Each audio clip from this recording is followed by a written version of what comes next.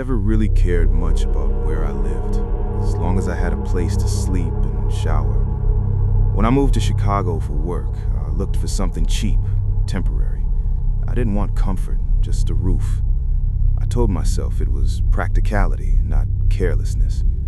Nothing strange had ever happened to me in buildings before, so I never thought about danger or weird people. That changed that winter. I found the ad online. The price was below normal. The apartment already came furnished. The text said the previous owner had left in a hurry and wanted to rent it out quickly while sorting out the sale. At the time, I interpreted that as luck. Today, I know it was a warning. I went to see it the same day. The building was old, common in Chicago. Dark bricks, wooden stairs, long, silent hallways.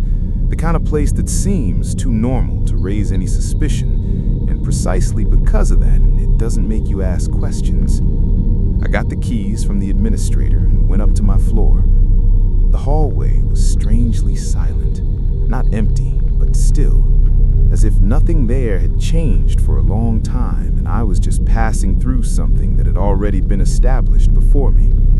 My apartment was normal. Bed, small couch, small table, cramped bathroom. I threw my backpack on the bed, turned on the TV, and tried to relax. I was tired after a full day of moving, and tiredness has an efficient way of convincing you that everything is fine. After showering and watching TV for a while, I turned off the light and tried to sleep. I woke up in the middle of the night because of a faint glow. At first, I thought it was a car passing in the street, but the light wasn't coming from the window. It was coming from above. A yellowish light appeared through small cracks in the ceiling near the wall. It didn't illuminate the entire room. It was just enough for me to notice it was there, and too little for me to understand why. I checked the time on my phone. 2:30 a.m. The light stayed on for a few seconds and then went out. I went back to sleep, more out of denial than tranquility. The next night, it happened again. This time, when the light appeared, I heard a sound coming from the apartment above mine. Something being dragged slowly. Not footsteps. It was heavy, continuous, as if someone was moving a large piece of furniture carefully, avoiding making noise. The sound stopped exactly when the light went out. I laid there, staring at the ceiling, trying to understand if that was part of the building or if I was just trying to make something unacceptable seem normal. The next night, I woke up even before the light appeared. My body simply jolted awake. It wasn't a fright, it was anticipation. I waited. Punctually, at 2:30, the light appeared. Soon after, I heard the dragging.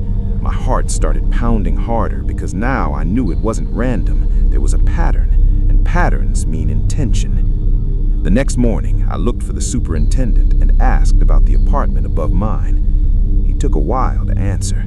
He went to an old board in the lobby, full of numbers and hanging keys. He pointed to an empty hook. He said that apartment didn't have a fixed resident. I asked if anyone ever went in there. He only replied that sometimes someone needed to check structural things. Nothing more. No details, no explanation, as if the less said, the better. That night, I decided to stay awake. I turned off the room light, sat on the bed, and stared at the ceiling in the dark.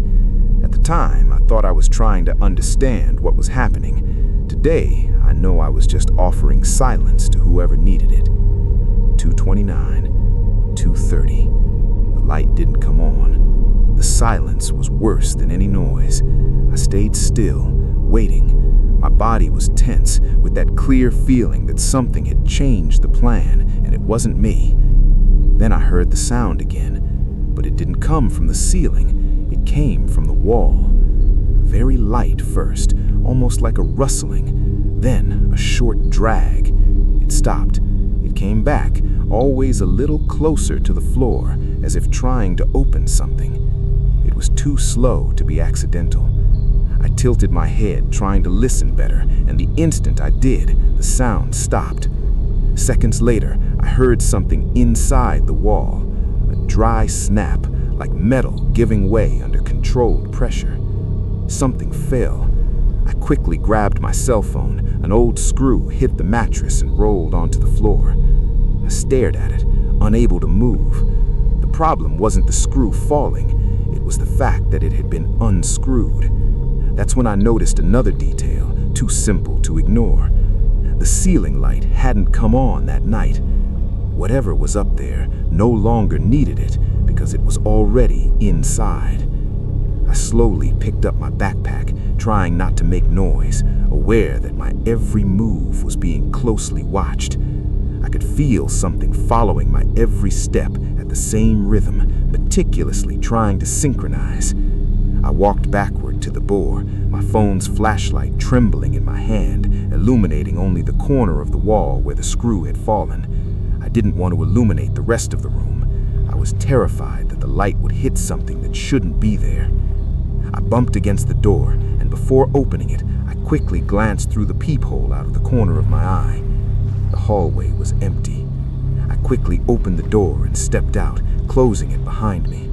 I ran down the hallway, trying not to make noise, but wanting to get as far away from that apartment as possible. When I reached the stairs, I looked back just once. At the end of the hallway, I had the impression of seeing a shadow move slowly out of the faint light, as if something had merely receded, not fled. I ran down. I spent the night in some hotel and barely slept. The next day, I went back to the building, accompanied by the superintendent, to pick up the rest of my things. He opened the apartment with a master key. Everything seemed normal, but when I looked at one corner of the wall, I noticed something I hadn't seen before.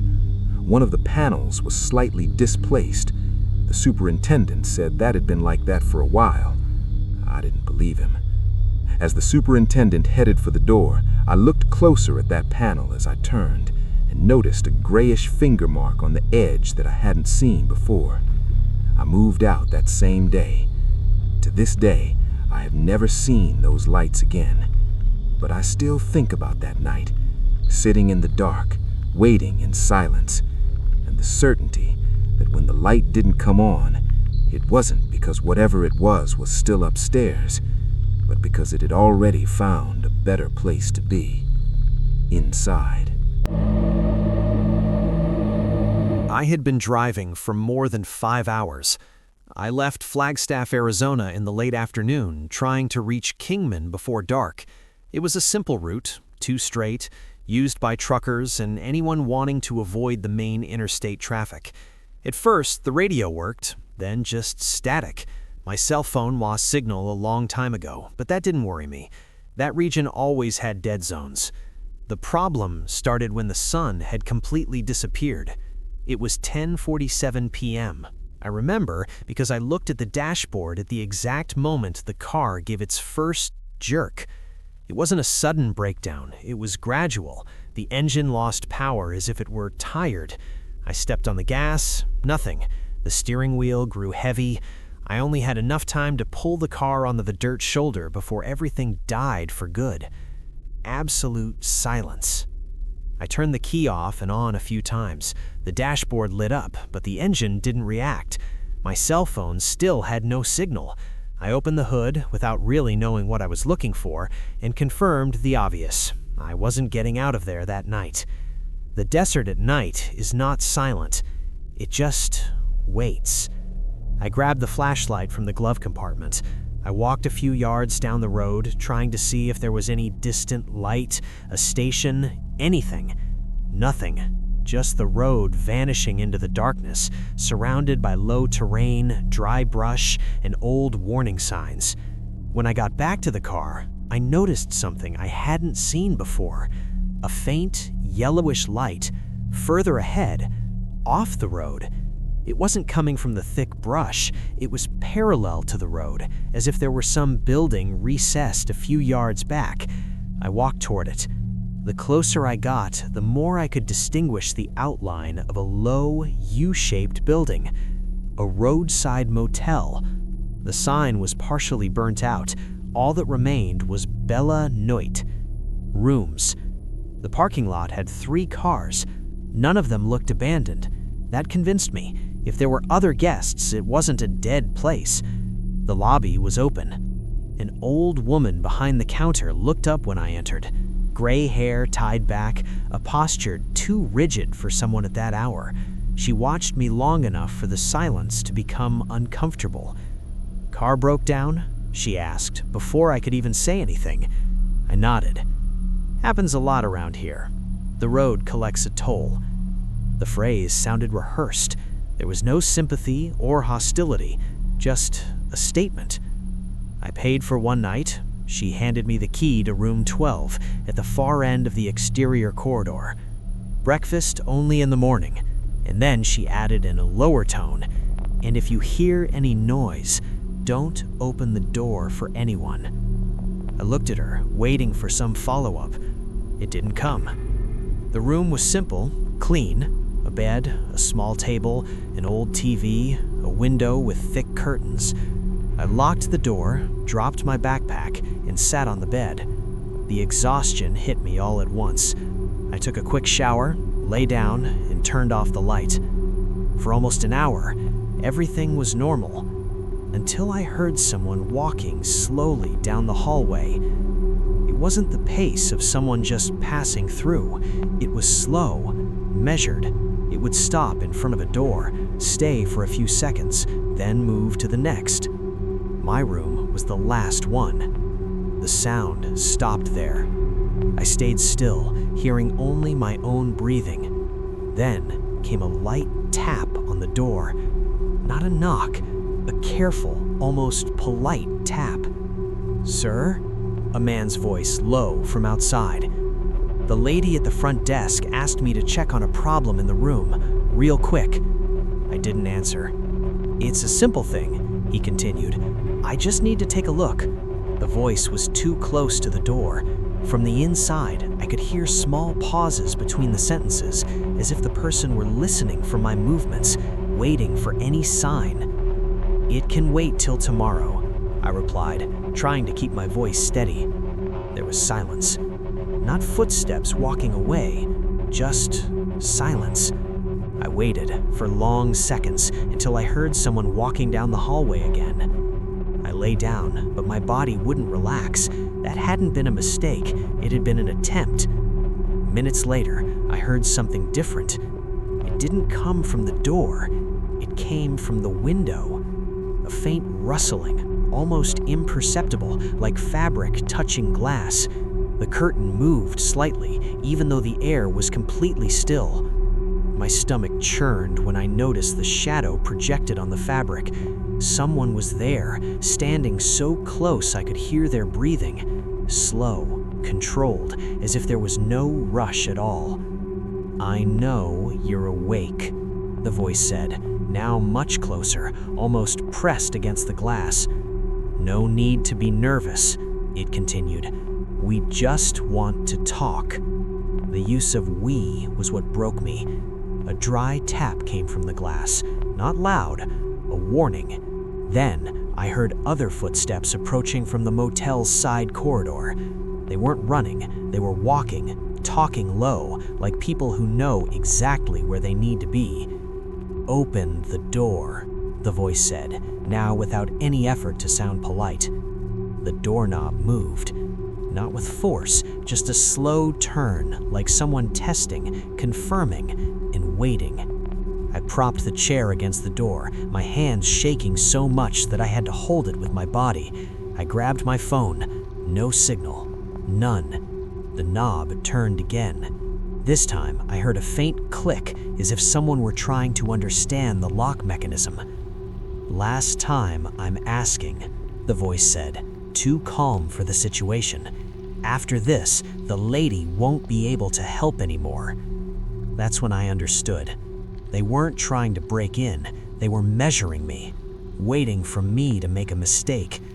Without thinking, I ran to the bathroom, pushed myself through the small window above the toilet, and forced my way out, cutting my arm on the metal frame. I fell on the other side, rolled, and ran toward the parking lot, screaming. The motel lights flickered on almost at the same time. Doors opened. A trucker stepped out of the room next door, confused, asking what was going on. Behind me, my room door was slightly ajar.